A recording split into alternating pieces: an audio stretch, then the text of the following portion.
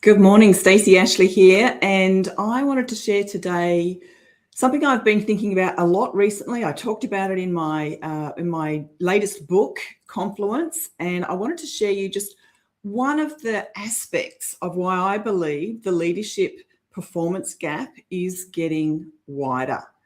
Something that leaders at all levels should be considering, but particularly if you're a CEO or a C-suite leader, this impacts you personally and more broadly across your organization. So let me just share some of the conversations that I've been having. Leaders are obviously being stretched. That's part of the world that we live in. And so what worked a few years ago doesn't necessarily work quite as well today. And this evolution of leadership has really accelerated, I would say, over the last decade in particular. And partly it's because of some of the world events. It's required leaders, to evolve their leadership in order to stay relevant. But I think organizations are not necessarily keeping up. And so we have really fragile leadership talent pipelines. We have leaders in roles at all levels, whether it's a brand new leader, whether it's a senior leader, an executive leader, a CEO, they're being put in a role and not necessarily adequately prepared and supported so that they can really thrive in that role and perform at their best. And that's kind of unfair, but it's also really poor business. And so it doesn't set you up for success, whether at a business level or a people level. And so what I wanted to do is just to really model this out for you so you can see what I'm talking about in a way that makes sense, and it becomes very clear how important it is to keep our eye on the ball when it comes to our leadership capacity and capability at all levels in our organization. So let me just share with you a great framework to kind of demonstrate the leadership performance gap. And I'm borrowing from Simon Bowen, who is just a master with models. So thank you, Simon. This is his futures model, and I've just applied it with this lens of leadership performance. So let's just say this is our leadership performance scale, for want of a better word, and this is time. Okay, so what happens over time? And if you're joining me, thank you so much. If you're watching the recording, I'd really love to hear your comments. So pop them below and I'll keep an eye on it and I'll respond to you. So the first thing is, so this horizontal line here, this is about what I would describe as, adequate leadership performance. Not outstanding, not terrible, getting the bare minimum right. It's okay. Now, we want better than okay. If we want our people to thrive and we want our organizations to thrive and be set up for success now and in the future, we probably want better than adequate, but we need some kind of a benchmark. Now, let's just say that we've got some adequate leaders and very occasionally, we give them perhaps some development to help them, be a little bit better, which is great. But often what I see is that in terms of leadership development, it's a bit sporadic. It's a little bit random. It's not continuous. And so what we see is that we do a little bit of leadership development. We don't follow through. And so the impact of that kind of falls off after a while, and then we do a little bit more, maybe next year or next 6 months, and then it falls away again. And so we sort of end up with our leadership performance looking a little bit like this. Okay, so again, adequate, but not outstanding. What we see if we don't develop our leaders and if we, really just let them be and they're not performing adequately, what we see is that over time, of course, their performance falls away. Now, initially, it's not necessarily completely obvious. There are leaders, and you will have seen some of them, who are in roles in organizations and they kind of get away with it. They're holding a place in the organization chart and their team is going okay around them for a while. And then it begins to show. So leadership performance, where we've got people that actually aren't really meeting those minimum requirements looks a little bit like this. Initially, it's okay. And then over time, we start to see this kind of real fall away of performance. So this is the underperforming, which of course we don't want. And what we really do want is leaders who are continuing to evolve, who are contributing, at a higher level, and that really make that difference, not just to themselves, but their teams and the contribution to the organisation. So the organisation is set up for success, and you get those business and commercial outcomes that are so important. And so what we see here is, again, initially, even a great performing leader or a leader who is doing all the right things, it may not be obvious initially how much difference there is, but they're doing well, they're meeting all the requirements, and then over time it sort of accumulates. And so we have this kind of a trend. It looks kind of similar, and then we start to see this upward trend, which is great. That's what we want. We want that leadership performance. We want that contribution. We want leaders who are fostering their teams and creating great conditions of work, because we know that people want to be well supported. Now, what this assumes, though, of course, is that the requirements,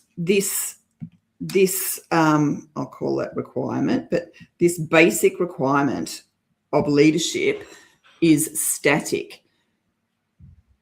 And if it is, what we see is over time, the gap between adequate performance, meeting the basic requirements, and good performance, high performance, what we see is over time, the gap increases. So if I look at, let's say, let me pick a different color.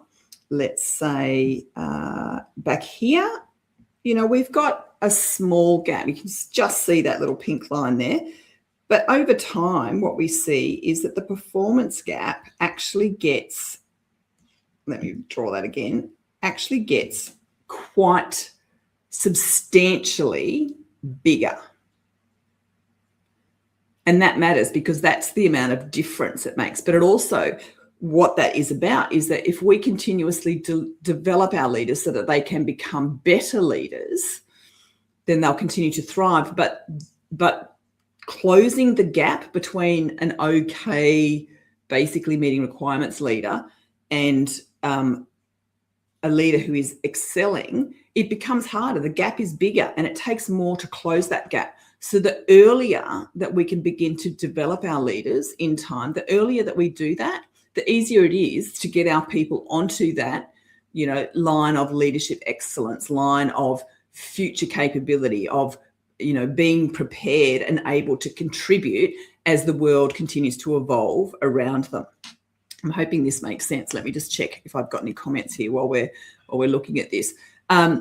So that's kind of the status, right now. But the other thing that I think is really important is that obviously the leadership gap to those leaders that are not performing, those leaders that are not meeting the basic requirements, over time it gets bigger and bigger. And so that is harder to close as well.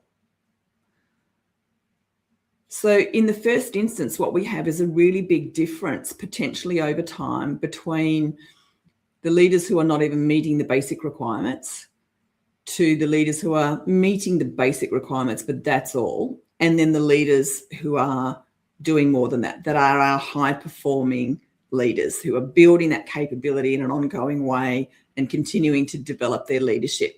And the gap gets bigger and bigger over time. But the world, as I said, continues to change. And this is the trap that organisations have fallen into, many already, is not recognising how much has changed in the world of leadership. And let me just clarify a little bit what's happened in recent years. The expectations of leadership have changed significantly. Yes, leaders need to be strategic thinking. They need to have vision. They need to make great business and commercial decisions. They need to be, have that plan, communicate it well, and make sure that that their people deliver it against it. But the evolution of leadership expectations is far greater than that. Now it's all about, on top of that, adding the human element, the connection, the trust, the communication, the relationship building, the fostering collaboration, the bringing people together to solve problems that have never been solved before, the navigating uncertainty. This is what we need our leaders to do today. So what worked a few years ago at the basics is no longer enough. Leaders need to be more well-rounded, and their people expect more from them. And if they don't get some of those expectations met, then they don't perform for their leaders. They don't contribute, they don't engage, they don't have the same level of productivity. They might leave, they might stay, but either way, it's not a great outcome. We know people are becoming more insular. They don't trust big organizations. They don't necessarily trust leaders unless that connection is created. And so this is what needs to happen in order for leaders to be able to perform at the highest levels. They must continue to evolve their leadership. They've got to continue to learn and grow and become more advanced leaders, able to contribute in the way the world needs them to, as the world continues to evolve around us. And in times of uncertainty and change, which we are certainly going through at the moment, people are looking to their leaders to lead them, to be visible, to be showing up. And so that's what we need our leaders to do. So let's go back to our futures diagram. Let's go back here. And so what I've given you is a flat line of requirements for leadership, basic requirements.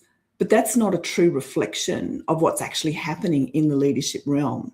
So we've got that flat line. I've shown you not great performance. I've shown you great performance, and I've shown you okay performance here. But this is the thing that organizations are missing.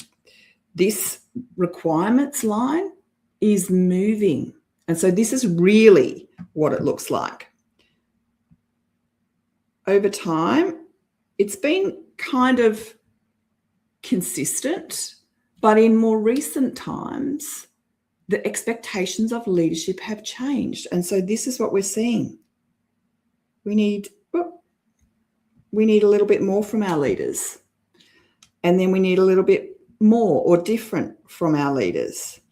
And this expectation of leadership, of meeting the requirements for leadership, is actually evolving too.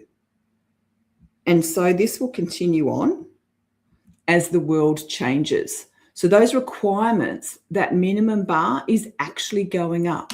And so people who were in the meeting requirements element section of leadership, because the expectations of leadership are actually evolving, they are being left behind. So now your meeting requirements leaders are actually no longer meeting requirements. And so you have this gap that didn't used to exist here.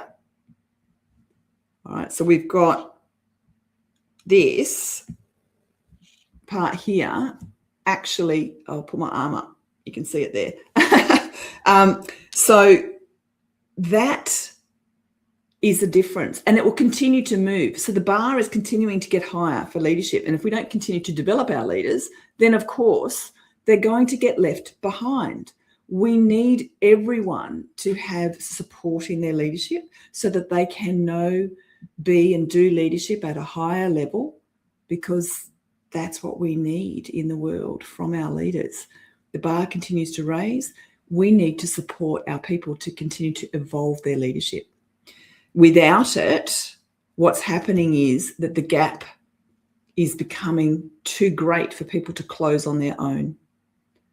And so the most senior leaders in the organisation, this absolutely applies to you as well.